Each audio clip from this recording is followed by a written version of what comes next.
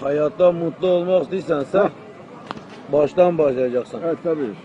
Şimdi evlenmeye karar verince Evet. eğer tarlada, fıstıklıkta, bahçede çalıştıracaksa yine zıptan kadın alacaksın. Çalışır. Şervalı giyer çalışır.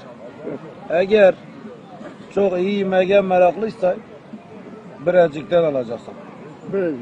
Az önce söylediğimiz gibi birecik kadını yarım kilo et verdiği mi 4 çeşit yemek yapar akşam sofrada. Eğer keyfiye meraklıysa Antep'ten alacaksın. Sabah seni öpücüklerle uğurlar. Akşam hoş geldin der canım. Nereye yemeğe gidiyoruz? Gecede size 4 bayram yaşatır.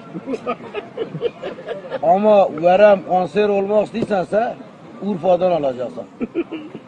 Akşam balcan frengi sot fırına. Pezevengin oğlu yerge tepsi fırından getirsin babay gelir. Uşağın altını kapının ağzında açar.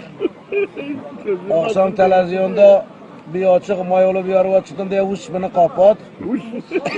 Yatağa girdim lastikli tumanı buradan buraya kadar. Yeleği bir de başı da keçiklidir. Bacısı ki mantoyu da giy. Mantoyu da giy, mantoyu da. En iyisi devam, rakı çekmek. Devam yani hayat böylese.